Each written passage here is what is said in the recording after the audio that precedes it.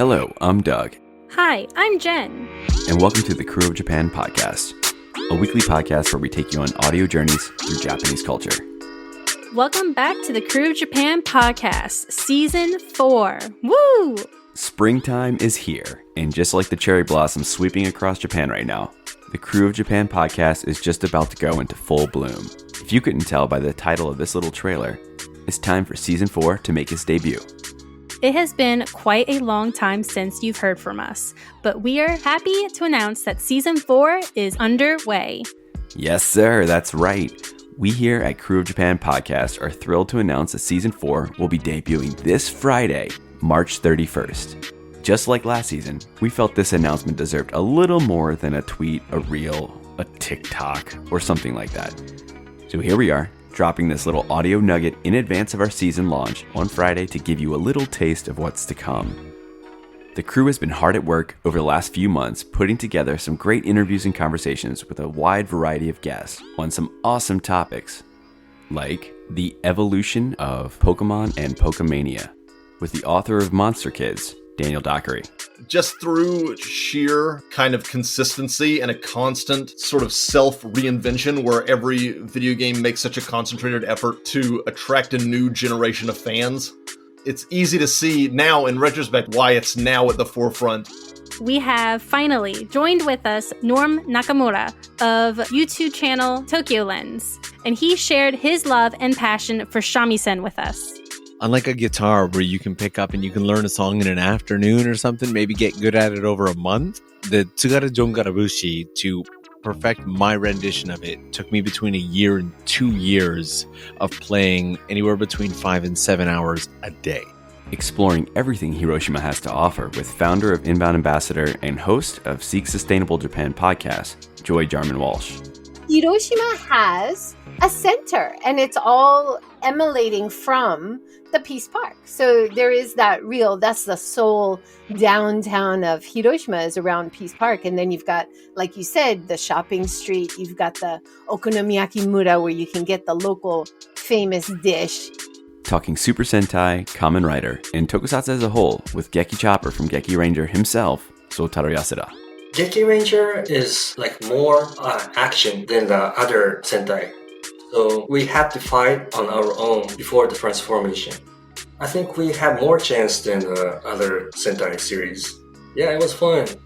An important aspect of traditional Japanese culture, the kimono, where we had Rin from Mainichi Kimono join us. Of course, silk is the most famous. Most people outside of Japan have the misconception that all kimono are silk, which is not true. There's actually 5 types. We have silk, cotton, hemp, wool, and in modern time, we have synthetic fiber. Discussing approaches to kanji study with Professor Emeritus at Nanzan Institute for Religion and Culture and the author of Remembering the Kanji, Dr. Jim Heisig.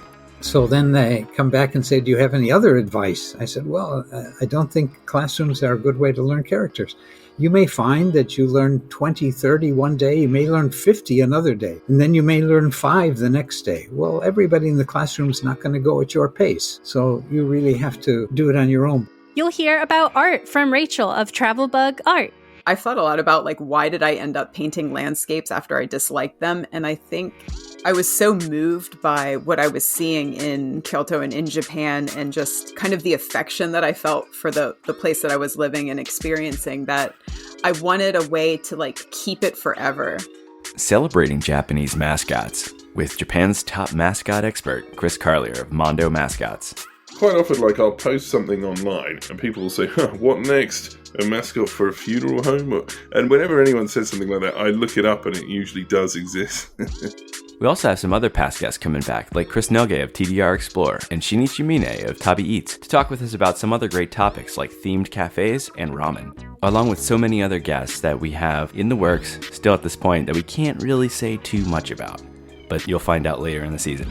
Season 4 is looking to be an amazing season, full of so much content. Got a suggestion for a topic or maybe a guest you want to hear from? Let us know. Share with us on Instagram, Facebook, Twitter, TikTok, wherever, at Crew of Japan Podcast. That's on Twitter, at KREWEOFJAPAN, Crew of Japan. Instagram, KREWEOFJAPANPODCAST, Crew of Japan Podcast. Same thing on Facebook, TikTok as well. So check us out there. We also have our stuff gradually getting onto YouTube, so check that out as well. Just search Crew of Japan. You'll find it. While you're there, give us a follow, like, retweet, share, whatever floats your boat. Just let us know how you're enjoying the podcast.